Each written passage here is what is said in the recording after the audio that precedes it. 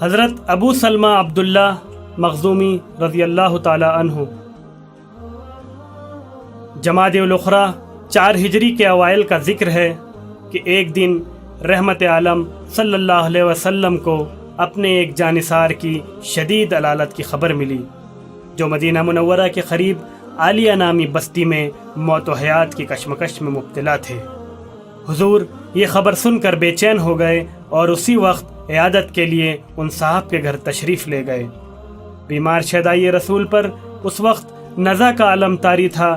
جو ہی سرور کونین نے ان کے گھر میں قدم رکھا، انہوں نے حضور صلی اللہ علیہ وسلم پر ایک حسرت بھری نظر ڈالی اور ساتھ ہی ان کی روح مطہر عالم بالا کو پرواز کر گئی۔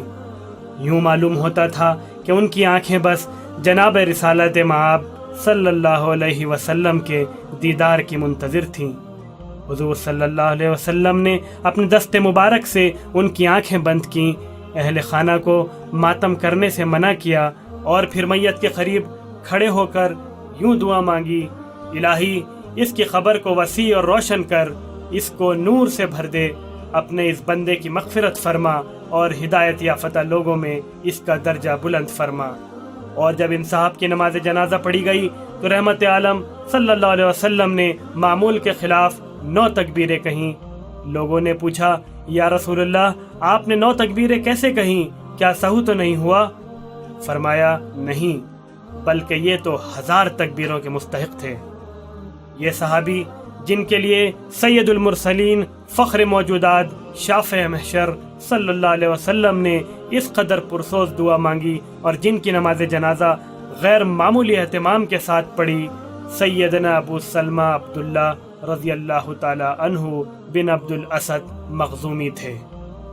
حضرت ابو سلمہ عبداللہ رضی اللہ تعالی عنہ کا شمار ان عظیم المرتبت صحابہ میں ہوتا ہے جو دربار رسالت کے خاص الخاص اراکین میں تھے۔ ان کا خاندان بنو مخزوم زمانہ جاہلیت میں مخصوص عزت و اقتدار کا مالک تھا۔ سلسلہ نسب یہ ہے: ابو سلمہ عبداللہ بن عبد الاسد بن ہلال بن عبداللہ بن عمر بن مخزوم۔ حضرت ابو سلمہ کو رحمت عالم صلی اللہ علیہ وسلم سے بھی قرابت قریبہ کا شرف حاصل تھا۔ ان کی والدہ برہ بنت عبد المطلب حضور صلی اللہ علیہ وسلم کی پھوپھی تھیں۔ اس نسبت سے وہ حضور کے پھوپھی زاد بھائی تھے۔ امام بخاری رحمۃ اللہ علیہ اور امام مسلم نے لکھا ہے کہ حضرت ابو سلمہ حضور صلی اللہ علیہ وسلم کے رضائی بھائی بھی تھے۔ گویا سرور کائنات کا اپنے چچا حضرت حمزہ رضی اللہ تعالیٰ عنہ اور پھوپھی زاد بھائی حضرت ابو سلمہ رضی اللہ تعالیٰ عنہ دونوں کے ساتھ دودھ شریک بھائی کا رشتہ بھی تھا۔ حضرت ابو سلمہ رضی اللہ تعالیٰ عنہ طبعا نہایت نیک نفس اور پاک باز تھے۔ یہی حال ان کی اہلیہ ام سلمہ ہند رضی اللہ تعالی عنہا بنت ابی امیہ سہل کا تھا۔ دونوں میاں بیوی کو یہ شرف حاصل ہوا کہ ہر قسم کے مصائب اور خطرات کے الرغم ابتدائے دعوت میں ہی دولت اسلام سے بہریاب ہو گئے۔ سرور عالم صلی اللہ علیہ وسلم اس وقت تک حضرت ارقم بن ابی الارقم رضی اللہ تعالی عنہ کے مکان میں پناہ گزین نہیں ہوئے تھے۔ بعض اہل سیر نے یہ خیال ظاہر کیا ہے کہ حضرت ابو سلمہ رضی اللہ تعالی عنہ کے سعادت اندوز اسلام ہونے سے پہلے صرف 10 آدمی دارہ اسلام میں داخل ہوئے تھے۔ گویا وہ سابقون الاولون میں بھی امتیازی حیثیت کے مالک ہیں۔ قبول اسلام کے بعد حضرت ابو سلمہ بھی دوسرے مسلمانوں کی طرح مشرکین قریش کے ظلم و ستم کا نشانہ بن گئے۔ جب کفار کے مظالم انتہا کو پہنچ گئے تو 5 بعد بعثت رجب 45 عام الفیل میں سرور عالم صلی اللہ علیہ وسلم نے مسلمانوں کو حبشہ کی طرف ہجرت کرنے کی اجازت دے دی۔ چنانچہ سب سے پہلے 11 مردوں اور 4 عورتوں پر مشتمل قافلہ روانہ ہوا۔ راہ حق کے ان مسافروں میں حضرت ابو سلمہ اور ان کی اہلیہ ام سلمہ رضی اللہ تعالی عنہا بھی شامل تھیں۔ کفار قریش کو ان مظلوموں کے ارادے کا علم ہوا تو ان کے گروہ نے ساحل سمندر تک مسلمانوں کا تعاقب کیا، لیکن اسے ناکام واپس آنا پڑا، کیونکہ اس کے بندرگاہ شعبہ پر پہنچنے سے پہلے ہی مسلمانوں کا جہاز وہاں سے روانہ ہو چکا تھا۔ اہل حق کو ابھی حبشہ میں 3 ہی ماہ گزرے تھے کہ انہوں نے اہل مکہ کے مسلمان ہونے کی خبر سنی۔ یہ خبر سنتے ہی مہاجرین نے حبشہ سے مکہ کا رخ کیا۔ بعض مورخین نے لکھا ہے سارے مہاجرین مکہ واپس آ گئے اور ان میں سے ایک جماعت وہاں ٹھہری رہی۔ حضرت ابو سلمہ اور ام سلمہ ان مسلمانوں میں شامل تھے جنہوں نے مکہ کو مراجعت کی۔ مکہ کے قریب پہنچ کر انہیں معلوم ہوا کہ جو خبر انہوں نے سنی تھی وہ بالکل غلط تھی، تاہم انہوں نے اسی وقت حبشہ جانا مناسب نہ سمجھا اور کسی نہ کسی کی پناہ لے کر شہر میں داخل ہو گئے۔ ابن ہشام رحمۃ اللہ علیہ نے ابن اسحاق رحمۃ اللہ علیہ کے حوالے سے لکھا ہے کہ حضرت ابو سلمہ نے حضرت ابو طالب کی پناہ لی جو ان کے ماموں تھے۔ بنو مخزوم اس پر بگڑ بیٹھے۔ انہوں نے ابو طالب سے احتجاج کیا کہ اپنے بھتیجے محمد صلی اللہ علیہ وسلم کو آپ نے پہلے ہی اپنی پناہ میں لے رکھا ہے، اب آپ ہمارے آدمی کو بھی اپنی پناہ میں لے رہے ہیں، آخر کیوں؟ ابو طالب نے جواب دیا، محمد میرا بھتیجا ہے اور ابو سلمہ میرا بھانجا، اگر میں اپنے بھتیجے کو اپنی پناہ میں لے سکتا ہوں تو بھانجے کو بھی لے سکتا ہوں۔ بنو مخزوم نے ابو طالب کی بات کو تسلیم نہ کیا اور اپنے اس مطالبے پر اڑے رہے کہ ابو سلمہ کو ان کے تحویل میں دے دیا جائے۔ اس موقع پر ابو لہب کو اپنے بھائی کی حمایت میں جوش آ گیا، وہ اٹھ کھڑا ہوا اور بنو مخزوم سے مخاطب ہو کر کہا، مخزومی بھائیو، تم نے ابو طالب کو بہت کچھ کہہ سن لیا، اب میری بھی سن لو۔ ابو طالب تمہارے دبیل نہیں، وہ جس کو چاہیں اپنی پناہ میں لے سکتے ہیں، تم کو یہ حق نہیں کہ ان پر اپنا عہد توڑنے کے لیے دباؤ ڈالو۔ اگر تم انہیں تنگ کرنے سے باز نہ آئے تو میں ان کے ساتھ مل کر تمہارا مقابلہ کروں گا۔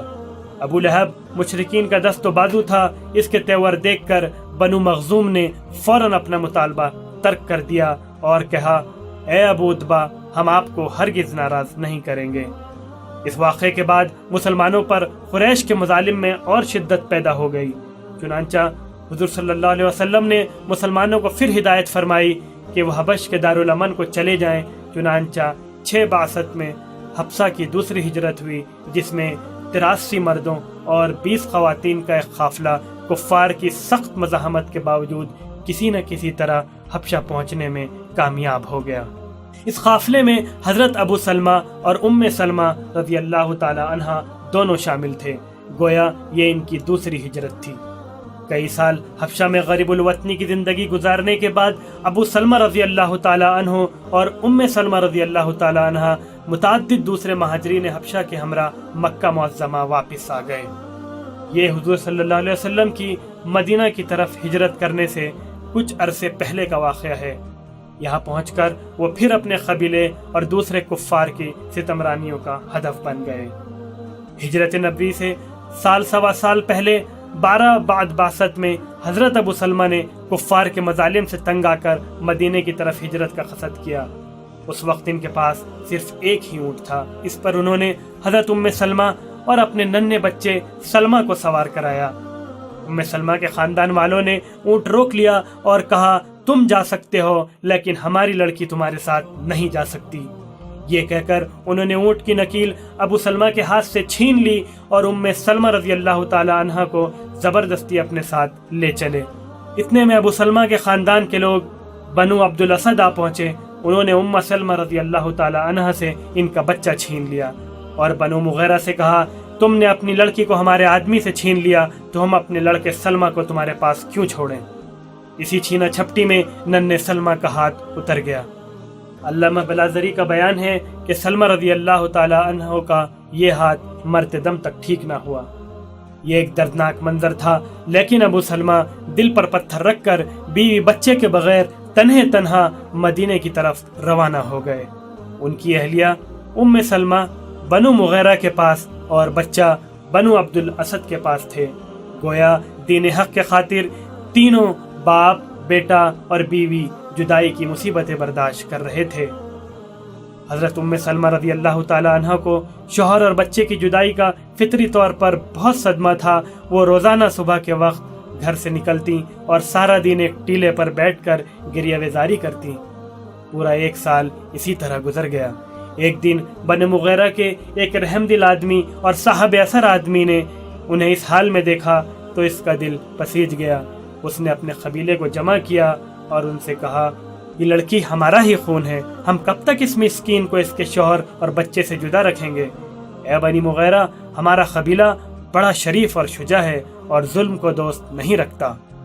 اس نیک دل آدمی کی تقریر سن کر دوسرے لوگوں کو بھی رحم آ گیا اور انہوں نے ام سلمہ رضی اللہ تعالی عنہا کو اجازت دے دی کہ وہ اپنے شوہر کے پاس مدینہ جا سکتی ہیں۔ جب بنو عبد الاسد نے واقعہ سنا تو انہیں بھی ترس آ گیا اور انہوں نے سلمہ رضی اللہ تعالی عنہ کو اپنے ماں کے پاس بھیج دیا۔ حضرت ام سلمہ نے اپنے بچے کو گود میں لیا اور اونٹ پر سوار ہو کر مدینے کی طرف روانہ ہوئی۔ راستے میں تنعیم کے مقام پر انہیں ایک شریف النصف آدمی عثمان بن طلحہ ملے۔ انہوں نے جب ام سلمہ کو ننھے بچے کے ہمراہ تنہا سفر کرتے دیکھا تو دل میں آیا، اے عثمان، یہ مردانگی سے بعید ہے کہ مکہ کی ایک بیٹی یوں تنہا سفر کرے اور تو اس کی مدد نہ کرے۔ انہوں نے ام سلمہ کی اونٹ کی نکیل پکڑی اور کشاں مدینے کی طرف چل پڑے۔ جب کہیں پڑاؤ ہوتا تو وہ کسی درخت کے اوٹ میں ہو جاتے اور چلنے کے وقت اونٹ تیار کر کے لے آتے۔ غرض یوں ہی چلتے چلاتے خبا پہنچ گئے۔ ابو سلمہ وہیں مقیم تھے۔ وہ اپنی نیک سیرت بیوی اور بچے کو پا کر خدا کا شکر بجا لائے۔ عثمان بن طلحہ یہاں سے مکہ کو واپس چلے گئے۔ انہوں نے فتح مکہ کے موقع پر اسلام قبول کیا۔ حضرت ام سلمہ نے ان کی نیکی کو ہمیشہ یاد رکھا اور فرمایا کرتی، میں نے عثمان بن طلحہ سے زیادہ ساتھ دینے والا شریف آدمی نہیں دیکھا۔ علامہ ابن اسیر رحمۃ اللہ علیہ نے حضرت ام سلمہ کا یہ قول بھی نقل کیا ہے کہ میں نہیں جانتی کہ خاندان ابو سلمہ رضی اللہ تعالی عنہ سے زیادہ کس گھرانے نے اسلام کے خاطر مصیبتیں جھیلی ہوں۔ ایک روایت کے مطابق حضرت ابو سلمہ رضی اللہ تعالی عنہ پہلے مسلمان تھے جو مکہ سے ہجرت کر کے مدینہ پہنچے۔ اسی طرح ان کی اہلیہ حضرت ام سلمہ رضی اللہ تعالی عنہ پہلی مسلمان خاتون ہیں جو ہجرت کر کے مدینہ آئیں۔ یہ ان کی تیسری ہجرت تھی جو ان سعادت مند روحوں نے محض رضائے الہی کے حصول کے خاطر کی تھی۔ علامہ ابن سعد کا بیان ہے کہ رحمت عالم صلی اللہ علیہ وسلم کے مدینہ منورہ تشریف لانے تک حضرت ابو سلمہ نے خبا میں قبیلہ عمرو بن عوف کے ہاں قیام کیا۔ حضور صلی اللہ علیہ وسلم نے ہجرت کے بعد مدینہ میں نزول اجلال فرمایا تو آپ نے مشہور صحابی حضرت ابو خیثمہ انصاری رضی اللہ تعالی عنہ سے حضرت ابو سلمہ کی مواخات کرا دی اور ان کی مستقل سکونت کے لیے ایک قطع زمین مرحمت فرمایا۔ 2 ہجری میں حضرت ابو سلمہ رضی اللہ تعالی عنہ کو ان 313 نفوس قدسی میں شامل ہونے کا شرف حاصل ہوا جو حق و باطل کے مارکہ اول غزوہ بدر میں رحمت عالم صلی اللہ علیہ وسلم کے ہم رکاب تھے۔ 3 ہجری میں انہوں نے غزوہ احد میں سرفروشانہ حصہ لیا۔ اثناء جنگ میں ایک مشرک ابو اسامہ جشمی نے تاک کر زہر میں بجھا ہوا تیر ان کے بازو میں مارا جس سے وہ شدید زخمی ہو گئے۔ 1 ماہ کے علاج و معالجے کے بعد بظاہر تندرست ہو گئے لیکن تیر کا زہر اندر ہی اندر کام کرتا رہا۔ 3 ہجری کے اواخر میں رسول اکرم صلی اللہ علیہ وسلم کو خبر ملی کہ جبل ختن کے دامن میں آباد بنو اسد بن خزیمہ کے سردار طلیحہ اور سلمہ اپنے قبیلے کو مدینہ منورہ پر حملہ کرنے کے لیے ابھار رہے ہیں۔ حضور صلی اللہ علیہ وسلم نے ابو سلمہ کو 150 سوار دے کر حکم دیا کہ فوراً بنو اسد بن خزیمہ کے علاقے میں جاؤ اور ان کو منظم ہونے سے پہلے منتشر کر دو۔ حضرت ابو سلمہ رضی اللہ تعالیٰ عنہ بڑی رازداری کے ساتھ سفر کرتے ہوئے 1 محرم 4 ہجری کو یکایک مفسدین کے سر پر جا پہنچے اور انہیں اپنی تلواروں پر رکھ لیا۔ وہ بدحواسی کے عالم میں ادھر ادھر بھاگے تو حضرت ابو سلمہ نے مجاہدین کو 3 دستوں میں تقسیم کر کے مختلف اطراف میں ان کے تعاقب میں بھیجا۔ مجاہدین نے بنو اسد کے سب قصبل نکال دیے اور اونٹ اور بھیڑ بکریوں کی ایک کثیر تعداد ان سے چھین لی۔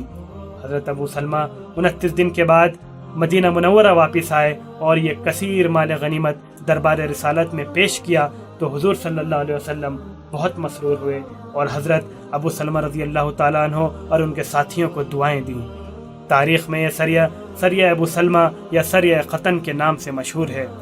اس مہم سے واپسی کے کچھ عرصے بعد وہ زخم جو ابو سلمہ رضی اللہ تعالیٰ عنہ کو جنگ احد میں لگا تھا پھر ہرا ہو گیا۔ بہت علاج و معالجہ کیا گیا لیکن زخم بگڑتا ہی گیا، یہاں تک کہ ابو سلمہ کے بچنے سے مایوسی ہو گئی۔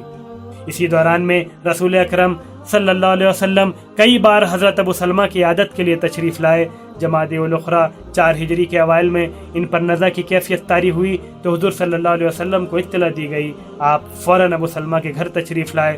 انہوں نے آپ کو دیکھتے ہی دیکھتے اپنی جان آفریں کے سپرد کر دی۔ حضور صلی اللہ علیہ وسلم نے اپنے دست مبارک سے ان کی آنکھیں بند کیں اور فرمایا، انسان کی روح جس وقت بدن سے جدا ہوتی ہے تو آنکھیں اس کے دیکھنے کے لیے کھلی رہ جاتی ہیں۔ اس وقت حضرت ام سلمہ فرط علم سے نڈھال تھیں اور بار بار کہتیں، ہائے ہائے غربت میں کیسی موت آئی ہے۔ حضور نے ان کو صبر کی تلقین فرمائی اور ساتھ میں یہ ہدایت بھی کی کہ ان کی مغفرت کی دعا مانگو اور کہو، اے اللہ مجھے ان سے بہتر ان کا جانشین دے۔ اس کے بعد حضور صلی اللہ علیہ وسلم نے خود ابو سلمہ رضی اللہ تعالیٰ عنہ کے لیے دعائے مغفرت مانگی اور خاص اہتمام کے ساتھ ان کی نماز جنازہ پڑھائی۔ حضرت ابو سلمہ نے اپنے پیچھے اہلیہ کے علاوہ 4 بچے، 2 لڑکے اور 2 لڑکیاں اپنی یادگار چھوڑے۔ لڑکوں کے نام سلمہ اور عمر تھے اور لڑکیوں کے درہ اور زینب۔ ان سب بچوں نے حضور صلی اللہ علیہ وسلم کے سایہ عاطفت میں پرورش پائی۔ ایک روایت میں ہے کہ حضرت ابو سلمہ اپنے اہل و عیال پر بے حد شفیق تھے، چنانچہ وفات کے وقت ان کی زبان پر یہ الفاظ تھے، الہی میرے کنبے کی اچھی طرح نگہداشت فرمانا۔ اللہ تعالیٰ نے ان کی دعا کو اس طرح شرف قبول بخشا کہ حضرت ام سلمہ رضی اللہ تعالیٰ عنہا چند ماہ بعد ام المومنین بن گئیں اور ان کے بچے رحمت عالم صلی اللہ علیہ وسلم کے ربیب بنے۔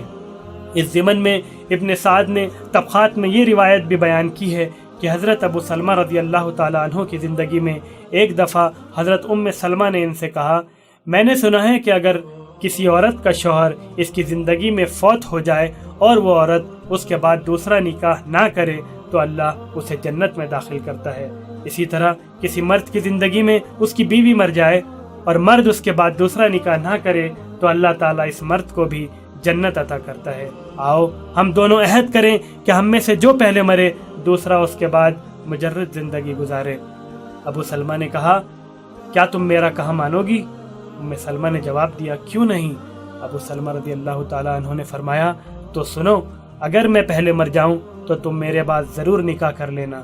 اس کے بعد انہوں نے دست دعا اٹھائے اور بارگاہ عزدی میں یوں عرض پیرا ہوئے، اے مولا کریم، اگر میں ام سلمہ کی زندگی میں مر جاؤں تو اسے مجھ سے بہتر جانشین دے۔